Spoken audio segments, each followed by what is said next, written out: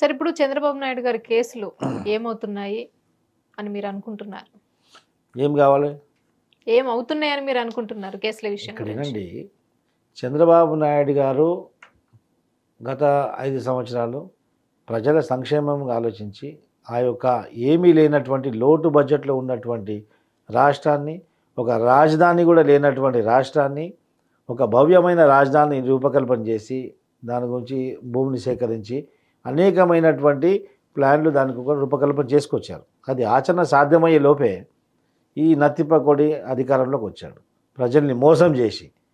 ఎందుకంటే ఆ రోజు చంద్రబాబు నాయుడు ప్రజాస్వామ్యానికి విలువ ఇస్తాడు కాబట్టి ప్రతిపక్ష నాయకుడిని ప్రజల్ని కలవకుండా మేము కూడా చంద్రబాబు నాయుడు గారు కూడా జగన్మోహన్ రెడ్డి లాగా ప్రతిపక్ష నాయకుడు ప్రజల్ని కలవకుండా ఆపింటే ఈ యొక్క నత్తిపకొడి, ఈ యొక్క షియము, నేను షియం అని ఇప్పుడు తిరుగుతున్నాను కదా, ఈ షియము షియా అప్పుడు తెలిసిపోతుండే ప్రజలకి. నేను ప్లీజ్ అని పోయి గల్లీ తిరిగి ముద్దులు పెట్టేదా, వాళ్ళని ప్రలోభ పెట్టే అవకాశం దొరికేదా, మళ్ళీ ఈరోజు ముఖ్యమంత్రి అయ్యేదా? ప్రజాస్వామ్యాన్ని విలువ ఇస్తాం కాబట్టి ఆయనకు వెసులుబాటు కల్పించాం. మేము సెక్యూరిటీని కల్పించి కూడా పాదయాత్రకు మేము అనుమతిచ్చాం. దాన్ని అవకాశంగా మార్చుకొని ప్రజల్ని మోసం చేశాడు, అధికారంలోకి వచ్చాడు. ఆ తర్వాత చంద్రబాబు నాయుడు మీద అనేకమైనటువంటి తప్పుల కేసు వేయడం జరుగుతుంది. ఒక క్యాబినెట్ హోదా కలిగినటువంటి వ్యక్తి, ఒక ముఖ్యమంత్రి, మాజీ ముఖ్యమంత్రి, క్యాబినెట్ హోదా కలిగిన వ్యక్తికి సెక్షన్ 17A అనేది వర్తిస్తుంది. సెక్షన్ 17A అంటే అలా అది వర్తించేటువంటి వ్యక్తులని అరెస్ట్ చేసేటప్పుడు వాళ్ళ మీద కేసు ఆరోపణ చేసే ముందు గవర్నర్ గారి యొక్క పర్మిషన్, లిఖితపూర్వకమైనటువంటి పర్మిషన్ కావాలి.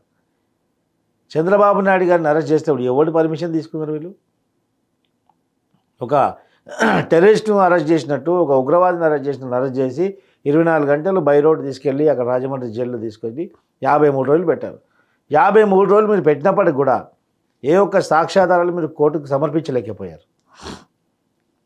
కేవలం టెక్నికాలిటీ తోటి చంద్రబాబు నాయుడు గారికి బెయిల్ రాకుండా అనేక టెక్నికాలిటీస్ యూజ్ చేసి మీరు బెయిల్ రాకుండా కాలయాపన చేయించారు. అయినప్పటికీ కూడా న్యాయం మా పక్షాన ఉంది కాబట్టి బెయిల్ వచ్చింది.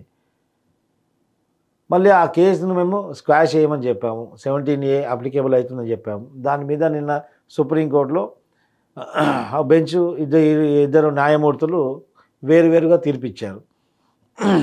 వేరు తీర్పియడం వల్ల అది మళ్ళీ పైకోర్టుకి వెళ్ళింది. ఇప్పుడు పైకోర్టులో ఏ విధంగా వస్తుందో చూడాలి.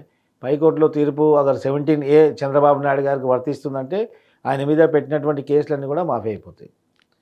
అయినప్పటికీ కూడా చంద్రబాబు నాయుడు గారికి 17A వర్తించదని, 17A చంద్రబాబు నాయుడు గారికి వర్తింపజేస్తే దేశవ్యాప్తంగా ఉన్నటువంటి రాజకీయ నాయకుల మీద కేసులన్నీ మాఫీ అయిపోతాయని చెప్పేసి న్యాయమూర్తులని, న్యాయస్థానాన్ని, జ్యుడిషియల్ సిస్టమ్ని కూడా మిస్గైడ్ చేసే యొక్క ప్రయత్నం జగన్మోహన్ రెడ్డి ప్రభుత్వం, జగన్మోహన్ రెడ్డి చేస్తున్నాడు.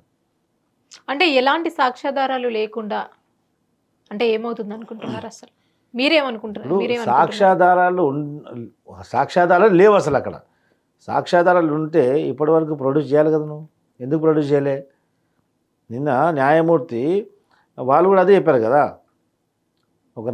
ఒక జడ్జు ఏం చెప్పారు? ఈయనకు 17A వర్తిస్తుంది. ఇప్పటివరకు ఏ సాక్ష్యాధారాలు కూడా ఒక్క సాక్ష్యం కూడా ప్రవేశపెట్టలేకపోయారు. ఇది కేసు తప్పుడు కేసు, క్వాష్ పిటిషన్ అలౌ చేయాలని చెప్పారు. ఇంకో జడ్జి దాన్ని వ్యతిరేకించాడు. దానికంటే కాన్స్టిట్యూషనల్ బెంచ్కి పంపించారు. ఇప్పుడు ఇది దాంట్లో మళ్ళీ ఎప్పుడు హియరింగ్ డేట్ వస్తుందో ఆ తర్వాత మాకందరికి కూడా నమ్మకం ఉంది 17A చంద్రబాబు నాయుడు గారికి వర్తింపజేస్తారు. ఖచ్చితంగా ఆయన మీద మోపినటువంటి అభియోగాలన్నీ కూడా తొలగిపోతాయని చెప్పేసి ఆశిస్తున్నాం.